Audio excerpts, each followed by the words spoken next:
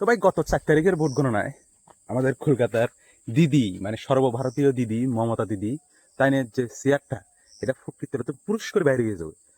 ওই গাইতে সর্ষের তেল মাখিয়ে রাখলে যেন ফুস করে সেরিয়ে জিনিসটা সরকার যাবে এরকম ভাবে সরকে গিয়ে যাবে।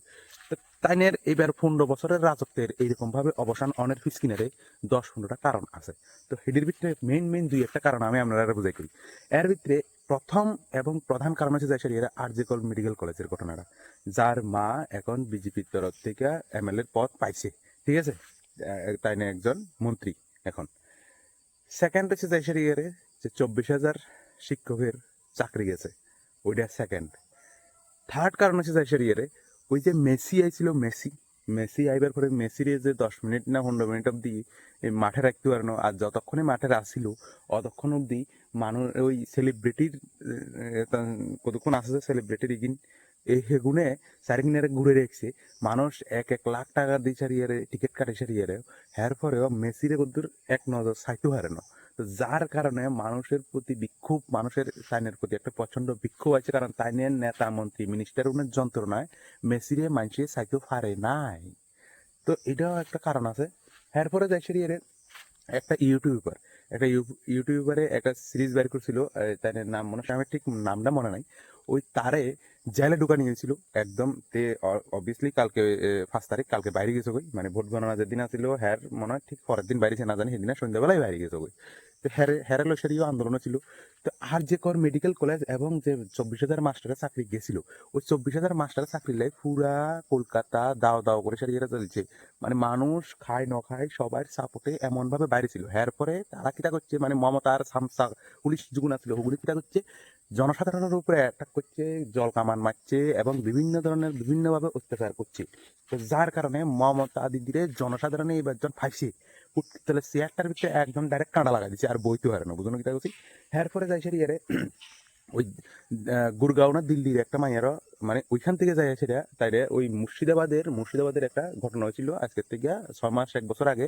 মুর্শিদাবাদে প্রচন্ড পরিমাণে দাঙ্গা হয়েছিল, যেখানের ভিতর থেকে হিন্দুদেরকে পুরাভাবে নিষ্পত্তি করে দেওয়ার চেষ্টা করা হয়েছিল। যেখানে মুর্শিদাবাদে প্রচন্ড পরিমাণে দাঙ্গার কারণে এমন এমন ঘটনা হয়েছিল যে 6 মাসের বাচ্চারা নিজের মার কোলত থেকে তুলে নিঃসারি আগুনের ভিতরে দিয়ে দিয়েছিল, গরু আগুনের ভিতরে দিয়ে দিয়েছিল। যে গোমাতারে আমরা পূজা করি, হিন্দু ধর্মের ভিতরে পূজা করি, সেই গোমাতার উপরে প্রচন্ড অত্যাচার হয়েছিল, প্রচন্ড গরু কাটা হইতো। এবং কলকাতাতে যখন কলকাতা সরি ওয়েস্ট বেঙ্গলের মুর্শিদাবাদে বাবরি মসজিদ, মানে দনের এই একটা স্তম্ভ স্থাপন করা হয়েছিল, এইবার আইলে বাবরি মসজিদটা মানে বাবরি মসজিদ তোলা হইতো। তো যার কারণে হিন্দুদের উপরে অত্যাচার, 10,000 এই 24,000 শিক্ষকের চাকরি, ইউটিউবারের কিতা করেছে জেল। এরপরে আর একটা ইউটিউবার ওই যে এই মুর্শিদাবাদের ঘটনাটি দেখাচ্ছিল, তাই তাই ওই মাইয়াটারে গুরগাঁও না জানি দিল্লিতে উড়ে লই আনা। এরপরে 15 বছরের এই অত্যাচার, এরপরে বিভিন্ন ধরনের নেতাগিরি, এরপরে সাদাবাজি, তোলাবাজি, এরপরে ধরো না মানে জনগণের উপরে নির্মম ভাবে অত্যাচার, মুর্শিদাবাদের ছোট ছোট বাচ্চারা আগুনে বেঁচে দেওয়া, গৌমাতার উপরে অত্যাচার। এরপরে যাই সারিয়ারে মেসির ঘটনাটা। এরপরে যাই সারিয়ারে আরো আরো আরো অনেক আছে, আমি নিজেই তো 12 গান গোনা দিয়েছি তোমাদের। মানে এরকম হাজারো ঘটনা আছে এবং হাজারো দুষ্কৃতির কারণে এইরকম এই যে নেতা মন্ত্রীর কারণে যে মমতা জনসাধারণের উপরে যেই রকম ভাবে অত্যাচার করছে। আরো আছে তাদের অভিষেক দেবরাইয়ের, অভিষেক ব্যানার্জির, মানে একদম থ্রেড, ডাইরেক্ট থ্রেড 4 তারিখে। তো দিল্লির কোন বাবা আছে দেখিলেও হইব, তোমরা অবশ্যই ভিডিও চালাই দেবো যদি হাই।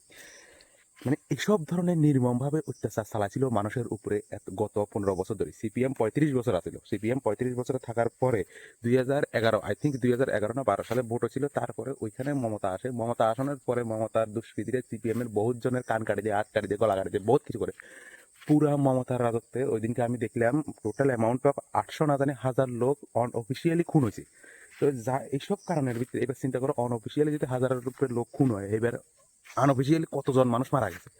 তো ওই গুন্ডা রাজনীতি, ওই রাজনীতি এমন একটা জিনিস, রাজনীতি মানে যে তুমি গুন্ডাগিরি করতে হবে এরকম তো কোনো কথা নাই।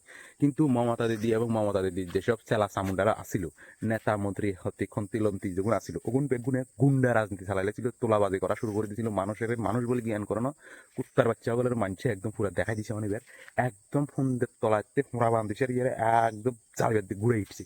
অন দিদি কত রকমের কত কথা কর, লাভ হবে না। দিদি ফোনদের তলাতে একটা সরে গেছে, ওই এই শেয়ার আর জীবনে দিদি আনতে পারবে না, এটা 100% শিওর।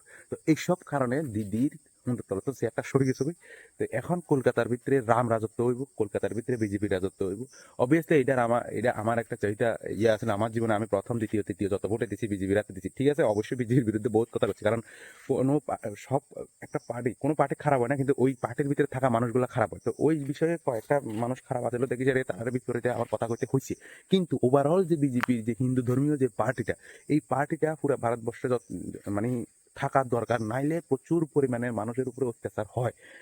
তো এই হচ্ছে ঘটনা, যার কারণে কলকাতাতে মমতা দিদি গত 15 বছর রাজত্ব করবে, আর পরে ফুটকির তলা থেকে একটা চাপ করে সরিয়ে যাবে।